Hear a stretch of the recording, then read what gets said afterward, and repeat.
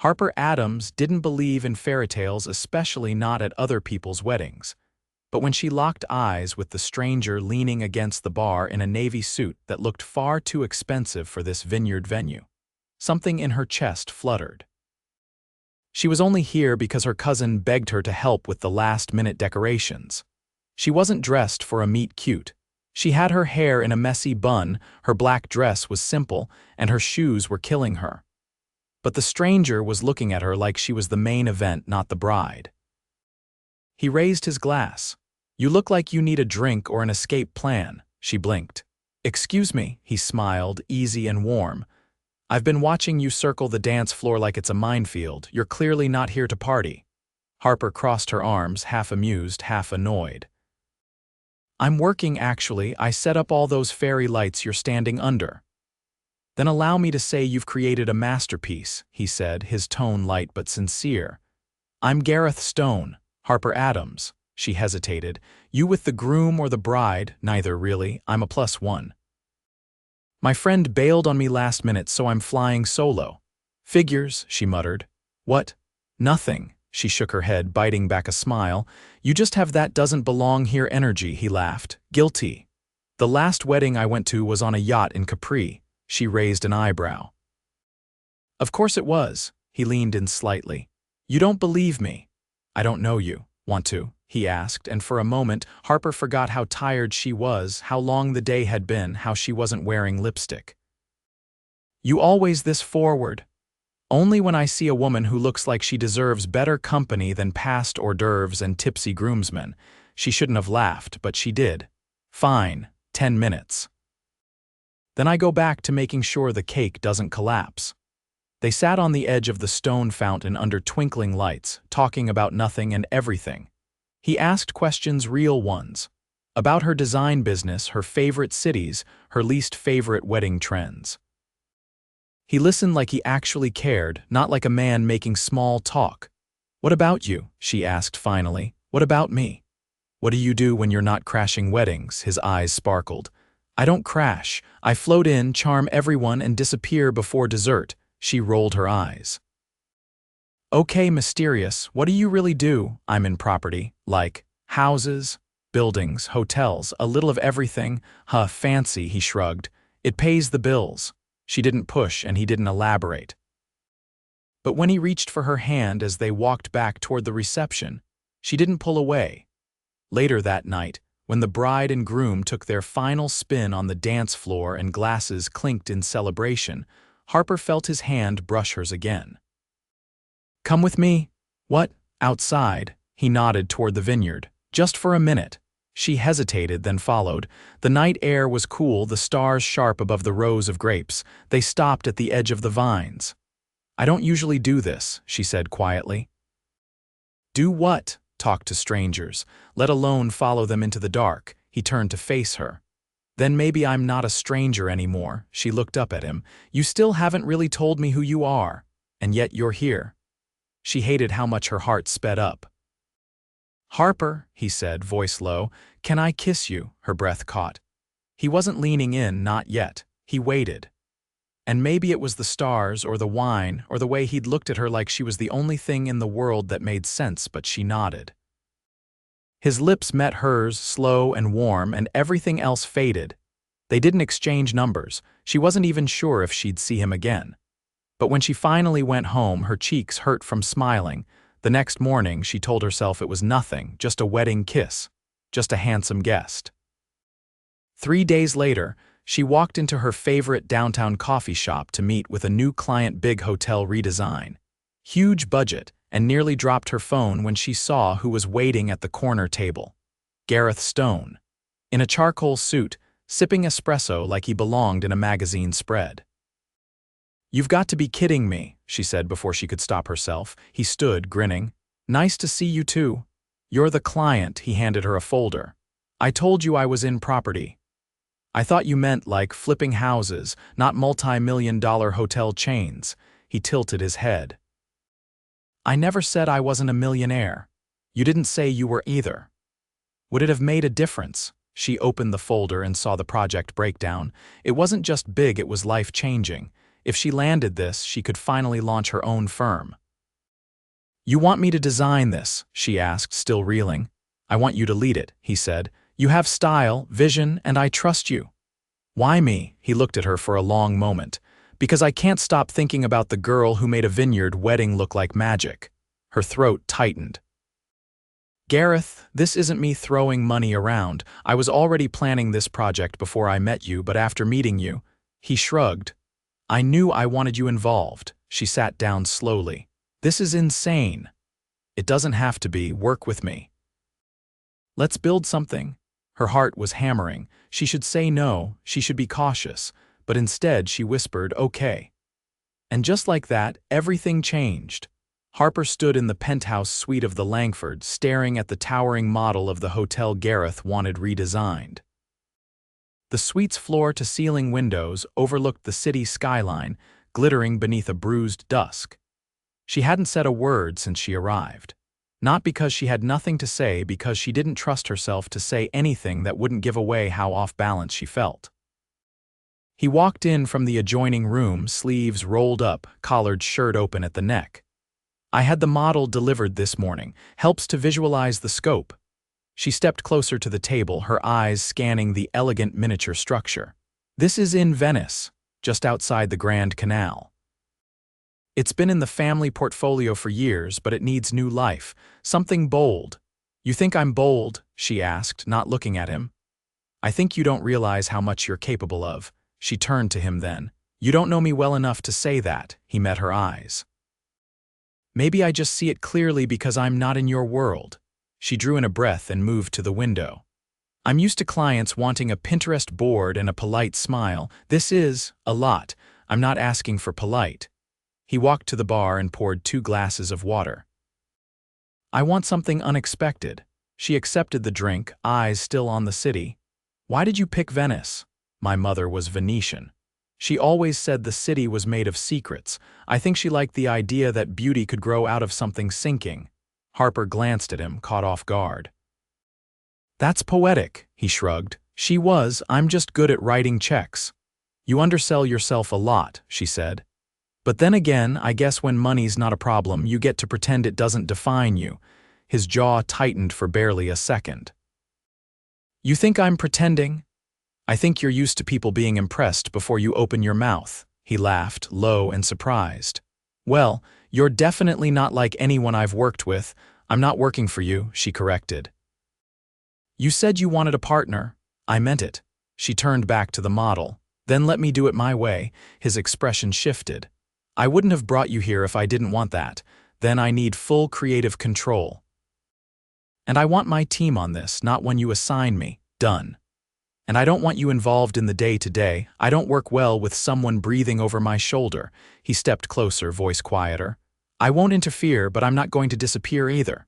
She met his gaze. "Why not?"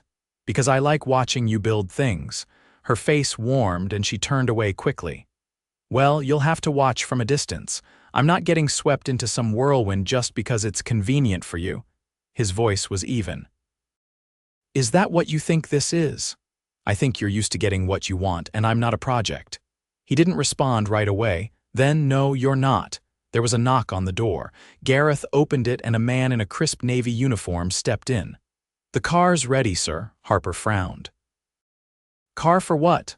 "I told you I had something to show you," Gareth said. "Come with me, it'll only take an hour." "I have plans tonight." He motioned for the man to wait. "Cancel them." "You assume I just trust me," he interrupted gently. "Please." She hesitated. She didn't like how easily he made her second-guess her own instincts, but she followed him anyway. The car that waited downstairs was unlike anything she'd ever stepped into.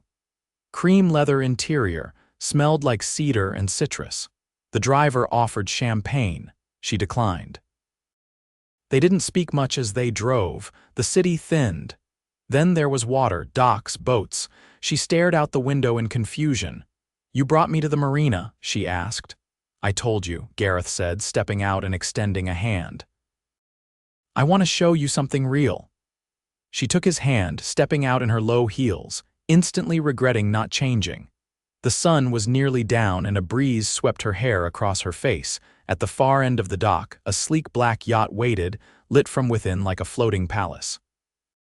She stopped walking. "You've got to be joking." "Nope." He gave the captain a nod and led her on board. Inside, the yacht felt more like a five-star suite than a boat. Pale wood, soft lighting, minimalist decor, the kind of luxury that didn't need to announce itself. She turned slowly. "Why bring me here?" He motioned toward the curved glass wall at the back. "Come see the view." She followed him, stepping out onto the deck. The skyline shimmered across the water, the city glowing in the last blush of twilight. "This is how I make decisions," he said quietly behind her. "I get away from the noise, I look at what matters." "And what matters right now?" she asked, turning. "You," her breath caught. "Don't." "I'm not saying it to trap you," he said. "I'm saying it because I don't want to pretend I'm not thinking about you every day. You barely know me."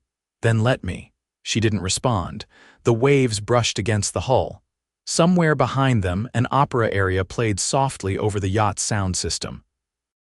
"I don't want to be someone you impress," she said finally. "I want to be someone you respect. You already are." She closed her eyes for a second. "This is insane, maybe, but it's real." She opened her eyes and looked at him. He wasn't leaning in this time, he was still waiting. "I'll take the project," she said, "but I'm not promising anything else." His smile was quiet. "I'll wait." "Don't," she said, but he didn't answer. He just turned back to the water like he had all the time in the world. The first time Harper truly lost her footing on the project, it wasn't because of Gareth's involvement, it was because of how absent he became. For 2 full weeks, he vanished from every meeting. No calls, no updates. His assistant, who always answered with clipped precision, simply said he was tied up in Europe handling a personal matter. Harper didn't ask further. She didn't want to appear curious, even though the silence gnawed at her. She directed her team through the initial design sketches for the Venice property, pushing long hours and making instinctive, risky choices. She chose textured stone over polished marble, layered modern steel fixtures with aged Venetian timber. Every decision felt like a gamble, and without his feedback, she felt untethered. On the 17th day, he returned. He didn't announce it. She was in the middle of a presentation to the hotel's regional director when he walked into the conference room on the 44th floor of his corporate tower. He wore a dark overcoat, his tie loosened, hair slightly disheveled from wind. The room fell quiet. Gareth nodded once at her, then took a seat in the back without a word. Harper continued, her voice steady. She didn't acknowledge him. She didn't flinch. But her stomach twisted the entire time. After the meeting, when the others filtered out, he remained seated. "You redesigned the lobby entrance," he said finally. "You weren't here to approve the original plan," she said, closing her laptop. "I went with what made sense." He stood and walked toward the window. "You shifted the entire orientation of the space. It needed to feel like a welcome, not a funnel. The old layout pushed people through like cattle." He turned, his expression unreadable. "It's better." She raised a brow. "That's it. I didn't come here to argue." "Then why are you here?" He exhaled and walked over to the table, resting his hands against its edge. "My father passed. I had to take care of the estate." The air in the room shifted. She swallowed. "I didn't know." "I didn't tell anyone." She studied him. His usual confidence was there, but dulled, as if something in him had been locked behind glass. "I'm sorry," she said quietly. He gave a single nod, then looked at her. "You kept this moving. I saw the reports, the renders. You didn't just maintain it, you elevated the entire concept. I wasn't waiting for permission." "I didn't expect you to." He stepped closer. "But I'm glad you didn't." She hesitated. "You okay?" "No." His voice was low. "But I will be." She didn't ask more. She didn't offer platitudes. Instead, she handed him a folder. "We're flying to Venice in 3 days. The site walkthrough's scheduled for Friday. I'll be there." She paused. "Are you sure?" He looked at her, something sharper in his gaze now. "I need to be." The flight to Venice was quiet. He sat beside her in the private cabin, reading through the structural reports while she reviewed lighting samples. No small talk, no flirtation, just work, until the 3rd day on site. They were walking through the old ballroom, its arched ceilings crumbling, faded frescoes peeling under decades of neglect. Dust motes danced in the late afternoon sun. "I used to hide in here when I was a kid," Gareth said suddenly. "My mother would come looking for me with a scarf over her hair and shoes that didn't match." Harper glanced at him. "You spent time here, every summer. This hotel was hers before it was ever part of the Stone portfolio. She inherited it from her uncle." Harper turned in a slow circle, imagining the echoes of laughter and music that once filled the space. "Why not tell me that before?" "Because I didn't want you designing for nostalgia." She looked at him. "You think I'd compromise the work because of your memories?" "No, I think I would." She crossed the room, brushing her fingers along a chipped pillar. "You really want to gut this, tear it all down and build from the bones. That's what the market demands." She faced him. "And what do you demand?" He didn't answer. That night she stood alone on the rooftop of the hotel, the Grand Canal stretching wide in the distance, lights flickering like fireflies along the water. The wind curled around her, cool and insistent. Gareth joined her without a word. "I didn't know how much this place meant to you," she said. "I didn't either, until I saw it through your eyes." She stiffened slightly. "That's not fair. I'm not trying to flatter you." "Then what are you trying to do?" He stepped beside her, his voice softer now. "I want to give you something. I don't need anything from you. You've already taken it," he said, his gaze steady. "My focus, my attention, my plans." She turned toward him, heart racing. "You don't get to say things like that and pretend it's casual." "I'm not pretending anymore," she shook her head. "Gareth, we work together. This whatever this is, it doesn't belong here." "Then where does it belong?" She opened her mouth to answer, but nothing came out.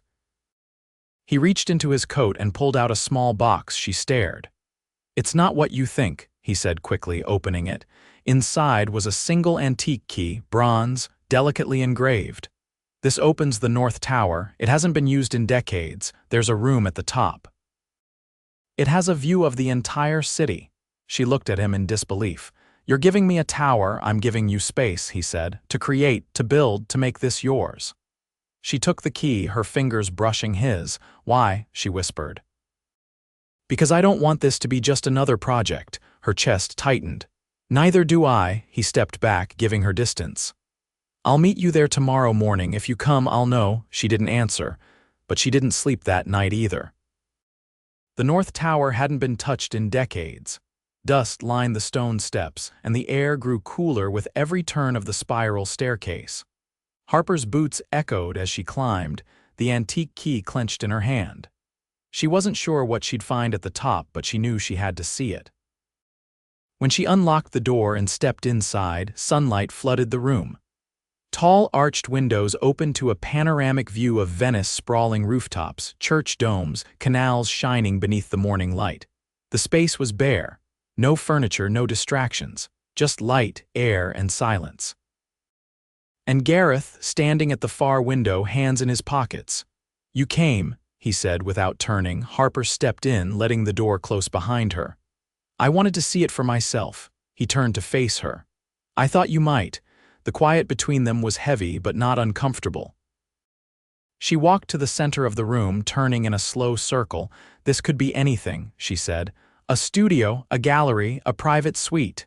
"It's yours," he said. "Do whatever you want with it." "I don't need a gift." "It's not a gift, it's a promise." She looked at him, uncertain. "Of what?" "That I trust your vision, and that this isn't just business for me anymore." Her chest tightened. "We only met weeks ago. And I've built companies in less time," he said.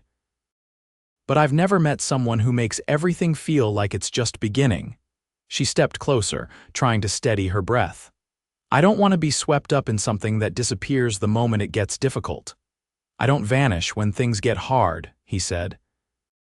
"I fight harder." "Then prove it," she said. "Because I'm not interested in being dazzled. I want something real, Gareth." His gaze didn't waver. "So do I." She hesitated, then reached into her coat and pulled out a folded sheet of tracing paper. She laid it across the windowsill beside him. It was a sketch, her idea for transforming the tower. Skylights, suspended lights, reclaimed wood floors, and a glass balcony overlooking the canal. He studied it in silence. "You did this last night?" he asked. "I couldn't sleep. You saw the room once and you imagined all this?" "I didn't want to wait," he smiled, but this time it was different. There was something quiet in it, like awe. "I've made a lot of decisions based on instinct," he said. "Some worked, some didn't, but coming to that wedding." "That wasn't chance," she frowned. "What do you mean?" "I wasn't just someone's plus one," he said. "The groom's business partner backed out last minute. I was considering investing in his startup. I almost canceled. But when I got there and saw you before we even spoke, I knew I'd made the right choice." She stared at him. "So you planned this?" "No," he said quickly. "Not you, but meeting you changed everything I thought I wanted." Her voice was low. "You should have told me." "I didn't want it to feel calculated." "It wasn't." She stepped back, needing air. "I don't know how to feel about that." "I understand," he said, "but I don't regret it, not if it led to this." A knock echoed from downstairs, faint but insistent. Harper turned toward the door. "Were you expecting someone?" "No," he said, already moving. They descended the stairs together. At the base of the tower, one of the hotel's senior contractors waited, holding a leather folder. "Apologies for the interruption," the man said. "There's something you both should see." He led them through a narrow corridor off the west wing, one Harper hadn't explored yet. Behind a half-sealed brick wall, an arched doorway had been uncovered. The contractor pulled back the tarp and stepped aside. Harper peered inside. It was a hidden chapel. Faded frescoes lined the walls, and a rose window cast fractured light across the cracked marble floor. The space was small, no more than 10 pews, but the energy inside was reverent. Still. "No one's been in here for decades," the contractor said. "We found it during foundation checks." Gareth stepped in beside her, taking it in. "My mother used to talk about a secret chapel, said it was built by the original owner as a private sanctuary." Harper's fingers brushed the back of a pew. "It's beautiful. Restore it," he said to her softly. "Design it your way." She turned to him, startled. "Are you sure?" He nodded.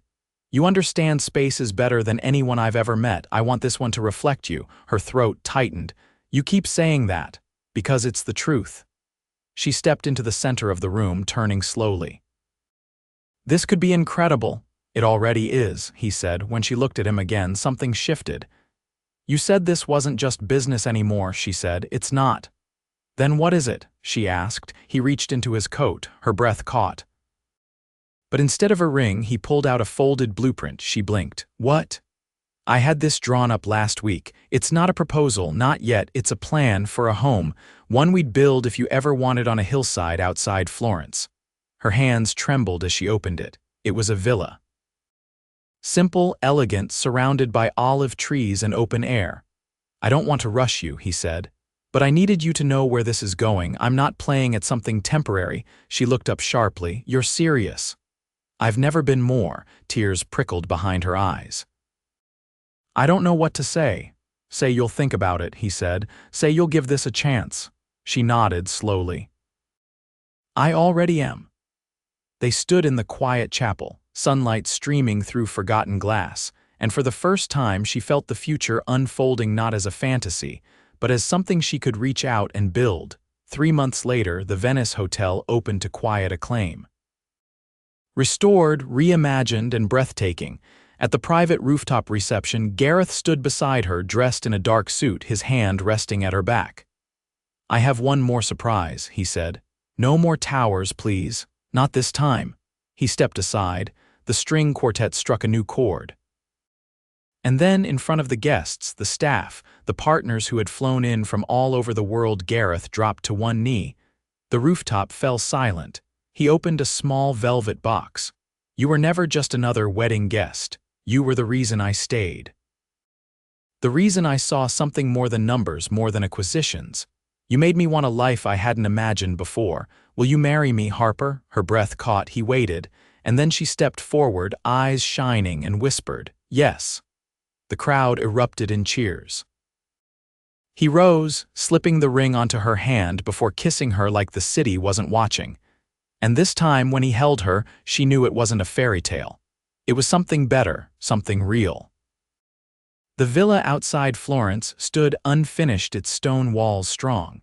Its arches open to the breeze, but Harper could already picture how it would look once completed. Not from blueprints, but from memory. The warmth of the morning sun on the terracotta tiles, the scent of lavender drifting in through the open kitchen windows, the way light would fall across the long dining table they'd picked out together at a local artisan's workshop.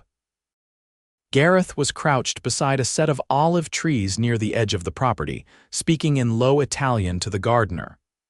When he rose and made his way back to her, his hands were dusted with soil, and his tie was gone. He looked nothing like the man she first met in that vineyard. And yet he was everything she remembered and more. "You're planting the grove today?" she asked. "They arrived early," he said. "I didn't want to wait," she arched a brow. "You, impatient," he brushed his hands off. "I've learned something about myself. When I know what I want, I don't hesitate." She stepped into his space, her hand resting lightly over his heart. "And what is it you want, Gareth Stone?" He didn't answer right away.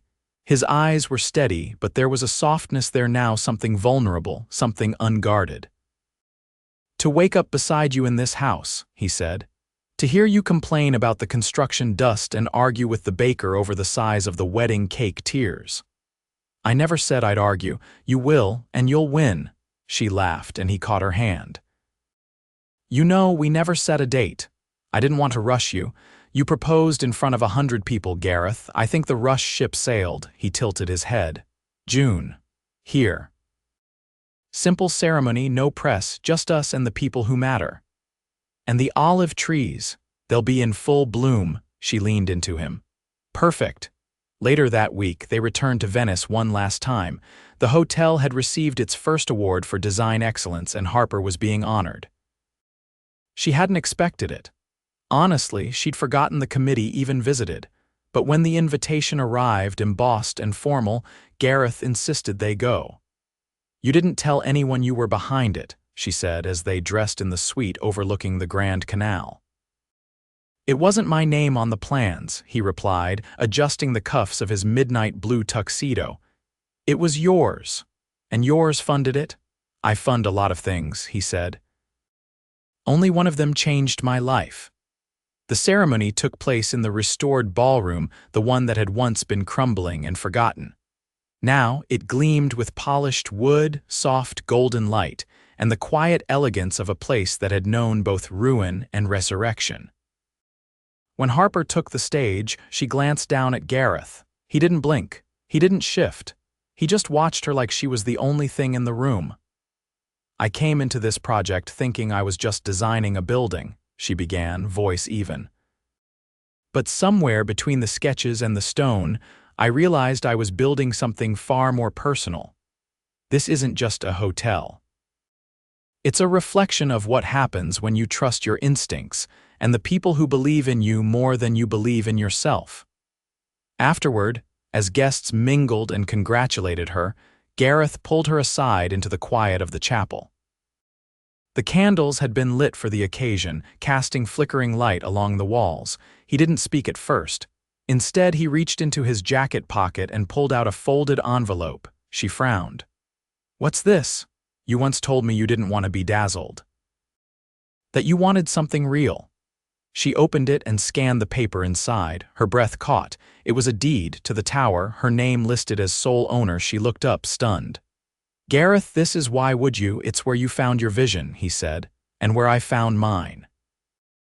I want you to have a place that's just yours, no conditions, no strings."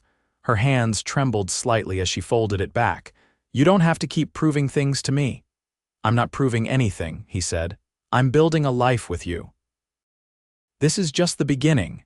She kissed him, not out of impulse but certainty. There were no more questions between them, no more tests to pass. Just the quiet, solid truth of what they'd created together. The wedding was held weeks later under a canopy of olive branches and soft linen. Only 30 people attended.